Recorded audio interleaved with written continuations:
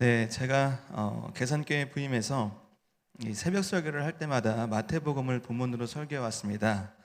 그런데 아쉽고 송구하게도 이 마태복음을 다 끝내지 못하고 계산교회 부교역자로서는 마지막 설교를 오늘 좀 하게 되었습니다. 그래서 마태복음을 다 끝내지 못했기 때문에 마태복음에 있는 거의 마지막 부분에 해당되는 이 27장의 말씀을 좀 본문으로 정하여서 오늘 말씀을 증거하도록 하겠습니다. 그동안 부족한 목사 가르쳐 주시고 또 사랑으로 지도해 주셨던 우리 담임 목사님과 또 사모님 감사드리고 또 주님의 몸된 교회를 기쁨으로 함께 섬겨왔던 우리 동역자분들께도 감사의 말씀드립니다. 그리고 아울러 사역할 수 있도록 아낌없이 지원해 주셨던 우리 장로님들과 계산교회 성도 여러분들께도 정말 감사의 인사드리겠습니다. 이제 본문 한번 살펴보면서 말씀 증거하도록 하겠습니다. 이 다수의 착각이라는 현상이 있습니다. 이를테면 이렇게 거리에서 여러 사람이 아무것도 없는데 마치 무언가가 있는 것처럼 바라보고 또 반응하고 있으면은 지나가던 행인도 괜히 무언가 있는 것처럼 여기고 비슷하게 덩달아 생각하고 반응하게 된다는 것입니다. 다수가 이렇게 특이한 행동을 하게 되는데 모두 다 그렇게 하고 있으면 그것을 특이한 행동으로 받아들이지 않고 나도 그렇게 해야 될 것처럼 생각하고 반응하게 된다는 것입니다. 이 다수의 착각이란 다수가 동의하거나 따르고 있는 행동과 규범을 비판적인 사고 없이 받아들이거나 절대적인 가치를 가지고 있다라고 생각하게 되는 것을 이야기합니다. 오늘 우리가 읽은 이 본문을 보면은 이러한 다수의 착각으로 보여지는 장면이 기록되고 있습니다. 오늘 본문에 기록된 사건은 대략 이렇습니다. 대제사장들과 장로들, 즉 이 공회가 예수님을 로마 총독 빌라도에게 넘깁니다. 그리고 예수님은 이 빌라도에게 심문을 받게 됩니다. 그리고 이 공회는 예수님에게 여러 거짓 죄들을 뒤집어 씌워서 로마 총독에게 고발을 하게 되는 거죠. 왜냐하면 이 공회는 유대인들은 사형 집행권이 없기 때문에 어떻게든 예수님을 죽여야 되는 입장에서 이 로마의 법과 빌라도를 통해서 예수님을 죽이고자 했기 때문에 그렇습니다. 결국 이 빌라도는 그런 예수님의 무죄함을 알면서도 예수님의 처형을 결정하게 됩니다. 이 사건을 조금 자세히 살펴보면서 하나님께서 우리에게 하시는 말씀이 무엇인가 한번 깨닫기를 원합니다. 먼저 예수님 시대에 이 로마가 어떻게 나라들을 다스렸는가를 좀 우리가 알 필요가 있습니다. 예수님께서 태어날 당시에는 수많은 그 유아들을 살해한 헤롯 대왕을 기억하실 것입니다. 그 헤롯 대왕이 다스렸었는데 그러나 예수님께서 십자가에 달려 돌아가시던 그 시기에는 이 헤롯 대왕은 죽고 그의 아들 3명이 분봉왕이 되어서 유대와 갈릴리와 그 나머지를 이렇게 나누어서 다스리고 있었습니다. 유대 땅을 다스리던 분봉왕은 헤롯 아킬레오였고 또 갈릴리 지역은 헤롯 안티파스 그리고 그 위쪽 지역은 헤롯 빌립이 이렇게 다스리고 있었습니다. 그런데 이 유다 땅을 다스리던 분봉한 헤롯 아킬레오가 상당히 잔인한 사람이었다라고 기록합니다. 자신을 반대하던 유대인들을 약 3,000명을 죽였다라는 이야기도 있습니다. 그런 그의 포악함 때문에 유대인들이 탄원하자 이 로마의 황제가 분봉왕 아킬레오를 파면하고 고울 지방이라는 곳으로 유배를 보내게 됩니다. 그런 이후에 이제 총독을 보내서 유대 지역을 다스리게 된 것입니다. 오늘 본문에 나오는 이 본디오 빌라도 총독이 그런 총독들 가운데 한 명이었다라는 것입니다. 빌라도는 당시 이 왕의 대리자로서 모든 권한을 가지고 있는 사람이었습니다. 원래 빌라도는 이 가이사라라는 휴양 도시에서 거주하면서 유대 지역을 다스렸는데 이 유월절 시즌이 되면서 많은 유대인들이 예루살렘 성전으로 모인다는 것을 알고 예루살렘 지역으로 와 있는 것이었습니다. 혹이라도 밀란이 나거나 문제가 생기면은 이 자신의 자리가 위태롭게 될까봐 로마 황제에게 안 좋은 평가를 받게 될까봐 그렇게 유월절이 다가오면은 예루살렘으로 거처를 옮겨서 예루살렘 안에서 이제 유다를 다스리고 그렇게 통치하고 있었던 상황이었습니다. 빌라도 총독은 지금 이런 상황에서 예수님의 재판을 맡게 된 것입니다. 유대인들이 가장 많이 모이는 시기에 또 유대인의 밀란이 염려되는 그 예루살렘 성 안에서 극도로 민감한 이 예수님의 처형이라는 사안을 떠맡게 된 것입니다. 우리 한번 누가복음 13장 1절을 한번 좀 읽어보겠습니다.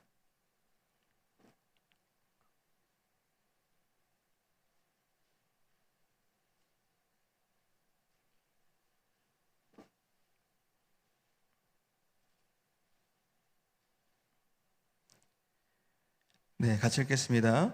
그때 마침 두어 사람이 와서 빌라도가 어떤 갈릴리 사람들의 피를 그들의 제물에 섞은 일로 예수께 아뢰니. 사실 이 빌라도가 유대사회 안에서 평판이 좋지가 못했습니다. 이 말씀을 보면은 빌라도가 갈릴리 사람들을 죽여서 그 피를 이제 희생 제물로 대범복이 되겠다라는 소식이 들려왔다라는 거죠. 유대인들은 로마 황제의 깃발과 우상을 숭배하게 만드는 총독, 그렇게 잔인한 총독을 좋아하지 않았습니다. 그래서 빌라도와 이 유대인들 사이에는 여러 가지로 좋지 않은 감정 또한 있었습니다. 시기도 그렇고 관계도 그렇고. 그래서 이제 빌라도는 더 노심초사하면서 이 예수님의 재판을 감당해야 되는 것입니다. 만약에 종교 지도자들의 말만 듣고 유대인인 예수님을 처형하기에는 여러 가지로 쉽게 결정할 사항이 아닌 것입니다.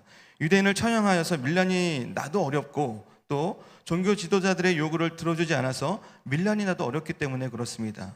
그래서 빌라도는 이 재판을 떠맡기가 싫어서 갈릴리를 다스리는 분봉왕 헤롯 안티파스에게 넘기려 했지만 그는 예수님을 조롱하고 다시 빌라도에게 보내버리죠. 그 사건이 누가복음 23장에 기록되어 있습니다. 이러한 난처한 상황 가운데서 빌라도가 예수님께 묻습니다. 내가 유대인의 왕이냐?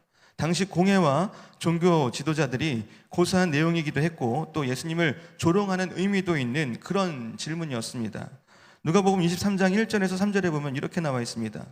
우리가 다 일어나 예수를 빌라도에게 끌고 가서 고발하여 이르되 우리가 이 사람을 보매 우리 백성을 미혹하고 가이사에게 세금 바치는 것을 금하며 자칭 왕 그리스도라 하더이다 하니, 빌라도가 예수께 물어 이르되 내가 유대인의 왕이냐? 대답하여 이르시되 내 말이 옳도다.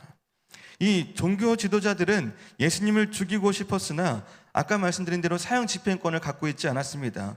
그래서 종교범이 아니라 정치범으로 빌라도에게 고발을 한 것입니다. 예수님을 자칭 왕, 로마 황제에게 반역하는 사람으로 그렇게 고발을 한 것입니다.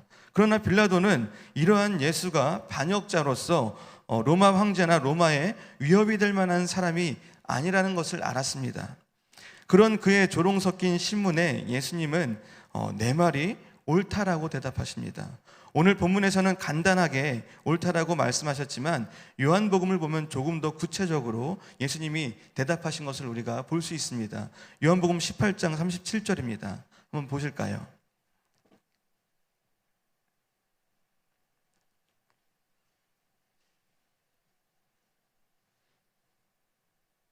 같이 읽어보겠습니다. 빌라도가 이르되 그러면 내가 왕이 아니냐? 예수께서 대답하시되 내 말과 같이 내가 왕이니라. 내가 이를 위하여 태어났으며 이를 위하여 세상에 왔나니 곧 진리에 대하여 증언하려 함이로라.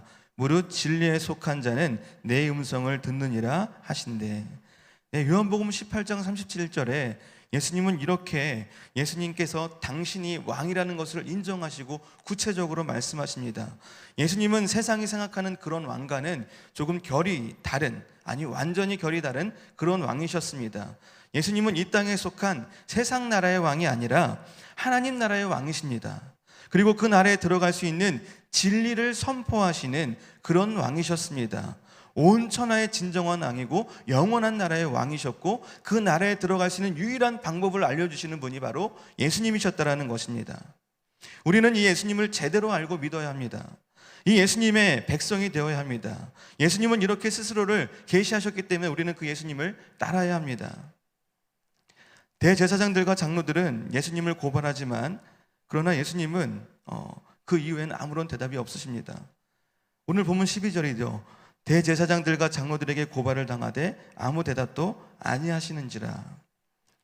26장 마태복음 26장 59절부터 보시면은 이전부터 유대 종교 지도자들이 예수님께 누명을 씌우려고 근거 없고 우스꽝스러운 제목을 아무리 갖다 붙여도 예수님은 요동치 않으시고 변론하지 않으셨습니다.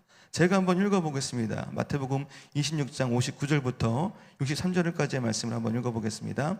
대제사장들과 온 공회가 예수를 죽이려고 그를 칠 거짓 증거를 찾음에 거짓 증인이 많이 왔으나 얻지 못하더니 후에 두 사람이 와서 이르되 이 사람의 말이 내가 하나님의 성전을 헐고 사흘 동안에 지을 수 있다 하더라 하니, 대제사장이 일어나 예수께 묻되 아무 대답도 없느냐. 이 사람들이 너를 치는 증거가 어떠하냐 하되 예수께서 침묵하시거늘 대제사장이 이르되 내가 너로 살아계신 하나님께 맹세하게 하노니 내가 하나님의 아들 그리스도인지 우리에게 말하라. 네, 예수님은 법정에서도 그 전부터도 변론하지 않으시고 대답하지 않으셨습니다. 다만 당신이 누구인지만 선포하실 뿐이었습니다. 왜냐하면 예수님은 진리이시고 죄가 없으신 분이기 때문에, 오류가 없으시고 거짓이 없으신 분이기 때문에 오직 하나님의 말씀을 이루는 데만 목적을 두고 살아가셨던 분이기 때문에 그러셨습니다. 이사야 53장 7절의 말씀이죠. 그가 곤욕을 당하여 괴로울 때도 그의 입을 열지 아니하였으며 마치 도수장으로 끌려가는 어린 양과 털 깎는 자 앞에서 잠잠한 양같이 그의 입을 열지 아니하였도다. 예수님은 그 말씀을 철저하게 이루어내셨습니다. 변론하지 않으시고 논쟁하지 않으시고 자신을 변론하지 않으시고 오직 당신이 누구인지만을 선포하셨습니다. 예수님의 이 문무부답에 빌라도도 놀라워합니다.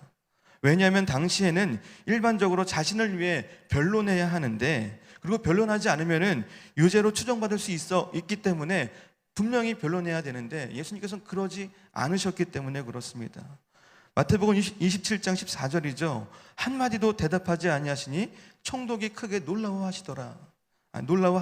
네, 하시더라는 예수님께만 묻혀야겠죠. 놀라워한다라는 것입니다.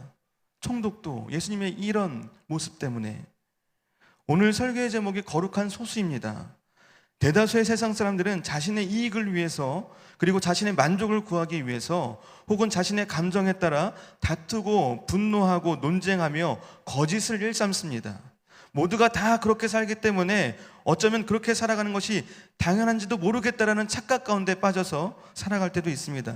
그러나 거룩한 소수, 거룩한 한 사람은 예수님처럼 살기 위해 애쓰리라 믿습니다.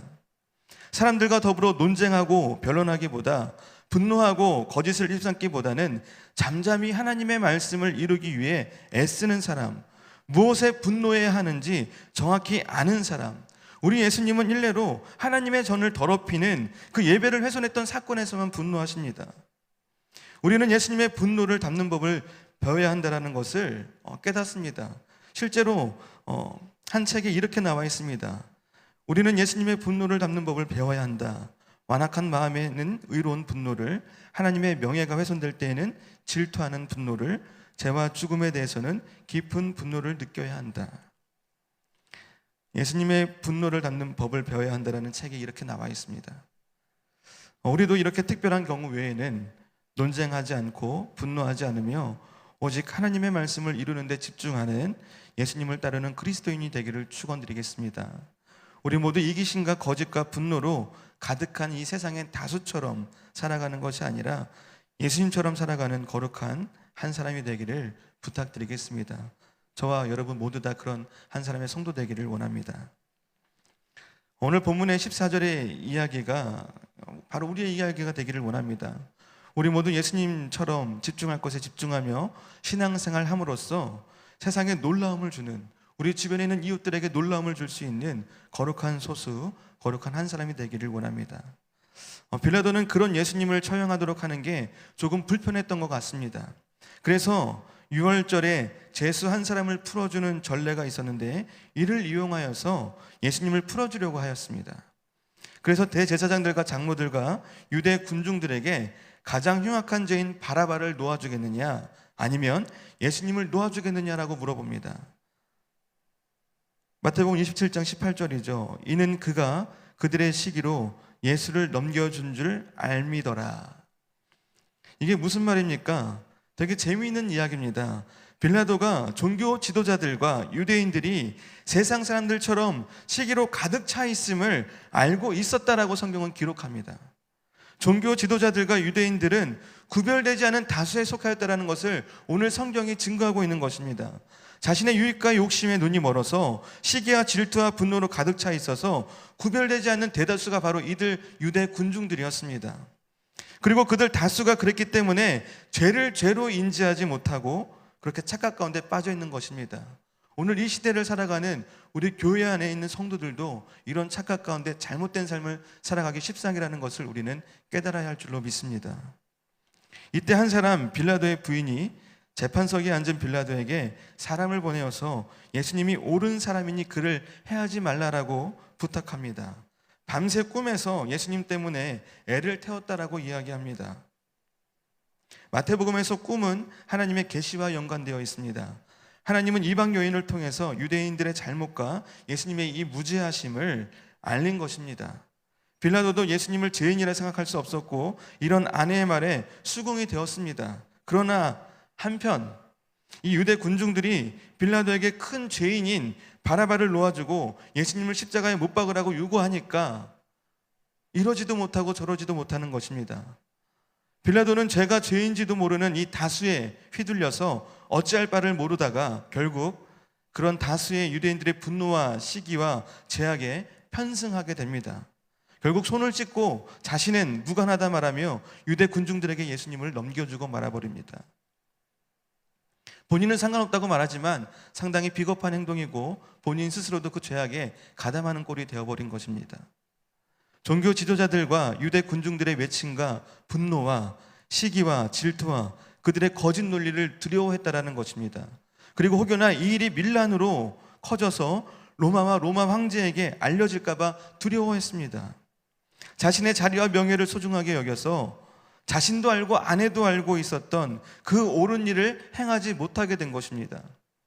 왜냐하면 다수가 다 맞다고 하니까, 다수가 다 예수님을 죄인이라고 외치니까 그 다수를 따라가지 않으면 어려움을 당하고 손해를 보니까 그러지 못한 것입니다.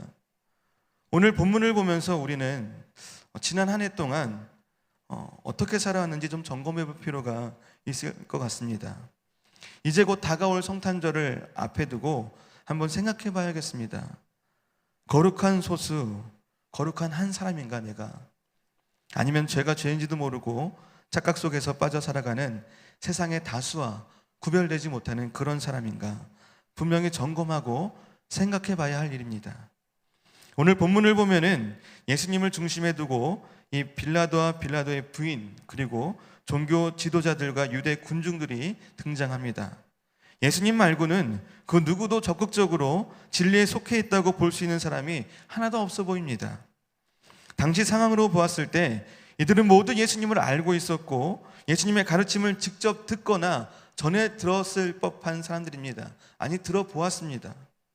그리고 심지어 예수님을 경험했던 자들도 여기 있었습니다.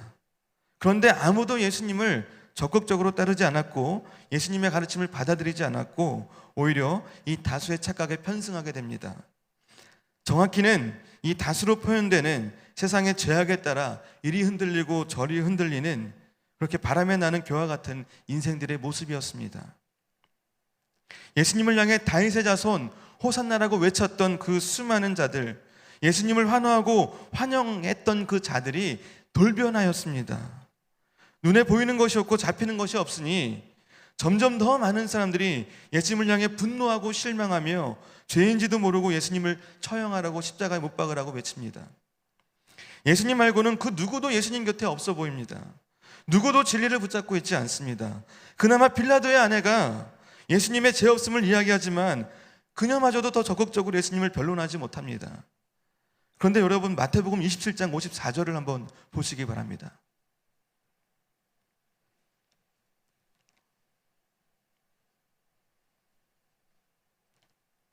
한번 다 같이 읽어보겠습니다. 백부장과 및 함께 예수를 지키던 자들이 지진과 그 일어난 일들을 보고 심히 두려워하여 이르되 이는 진실로 하나님의 아들이었도다 하더라. 아멘.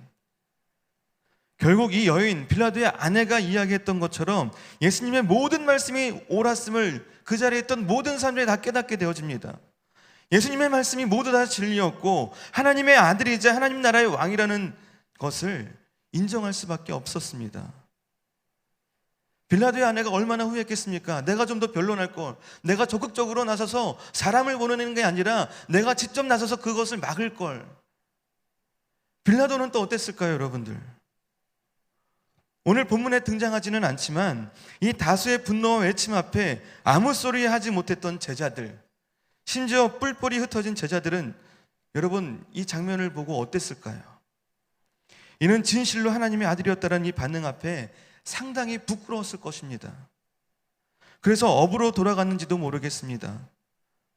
혹시 우리도 이렇게 부끄러운 신앙생활을 하고 있습니까? 모두가 죄를 죄로 여기지 않는 이런 시대의 문화 가운데서 세상에 끌려다니거나 그것을 반대하지 못하며 그렇게 생활하고 계시진 않습니까? 우리들의 직장이나 사업장 혹은 가정에서, 그리고 가족들과의 관계에서, 이웃들과의 관계에서 여러분, 도대체 우리는 어떤 소리를 내고 있습니까? 그것을 인정하고 아무 소리 내지 못하고 그저 손만 닦는다거나 혹은 도망친다라면 분명 부끄러운 일이 될 것입니다. 그러나 한 가지 다행이고 정말 감사한 것은 예수님께서는 이것을 다 아셨다라는 것입니다. 아심에도 불구하고 우리를 위해 십자가에 못 박혀 죽으셨다라는 것입니다. 그 모진 고난과 고통과 치욕과 모욕을 다 몸으로 받아내셨다라는 것입니다. 그런 우리를 위해서. 예수님은 그렇게 죽으시고 부활하신 후에 세상에 흩어져서 아무런 소리를 내지 못하고 있던, 아무런 색을 띠지 못하고 있던 사람들을 하나하나 만나 주십니다. 부활의 예수님을 만난 한 사람 한 사람을 통해 하나님은 거룩한 소수, 거룩한 한 사람의 행전을 이어가셨습니다. 그리고 그러한 사람들을 통하여서 하나님은 하나님의 나라가 이 땅 가운데 이루어지도록 하셨고, 하나님의 나라를 꿈꾸는 거룩한 소수, 거룩한 그 한 사람이 점점 많아지도록 하셨습니다. 그 사람들을 통해서 이 땅 가운데 하나님의 나라가 임하도록, 하나님의 통치가 임하도록 역사해 오셨습니다. 이 땅에 오신 하나님의 아들 예수님, 참 진리이신 예수님, 하나님 나라의 왕이신 그 부활의 예수님께서 우리를 만나주셨다라는 것을, 그들과 동일하게 우리를 만나주셨다라는 것을 잊지 않으시기를 축원드리겠습니다. 날마다 날마다 더 거룩한 한 사람으로서 빛과 소금처럼 구별된 삶을 살아가는 여러분들의 행전을 기록하시기를 간절히 소원합니다. 우리의 삶을 통해서 우리의 가족들과 주변의 사람들이 잘못 행하는 죄와 거짓들을 깨닫고 예수님께로 돌아설 수 있게 만드는 그런 힘 있는 인생 되시기를 한 번 더 축원드리겠습니다. 우리를 통해 이 땅에 하나님의 말씀과 하나님의 통치가 임하는 그런 나라가 이루어지고 그 지경이 더욱더 넓어지기를 한 번 더 축원드리겠습니다. 제가 오늘 본문을 준비하고 설교를 준비하고 이제 고민하면서 이 이야기를 할까 말까 하다가 마지막에 말씀을 좀 드리려고 합니다. 도전이 되었기 때문에 그렇습니다. 우리 담임 목사님께서 가끔 하시는 말씀이 있습니다. 성도로서 분내지 않으려고, 화를 내지 않으려고 일평생 자신과의 싸움을 싸워 가신다라는 말씀을 가끔 하셨는데, 제가 이 설교 준비하면서 그 목사님의 말씀이 많이 와닿더라고요. 나는 과연 내 자신과 얼마나 싸우고 있는가, 또 우리 성도 여러분들은 과연 얼마나 일평생 이 말씀 앞에서 거룩한 소수, 구별된 소수가 되기 위해서 애쓰고 있는가 한번 생각해 볼 일인 것 같습니다. 우리 모두 예수님처럼 예수님을 따르며 예수님의 말씀을 붙잡고 내가 살고 있는 그 삶의 영역들이 하나님의 나라가 될 수 있도록 싸우고 투쟁하고 애쓰는 우리 모든 계산의 성도들 다 되시기를 축원드리겠습니다. 기도하시겠습니다.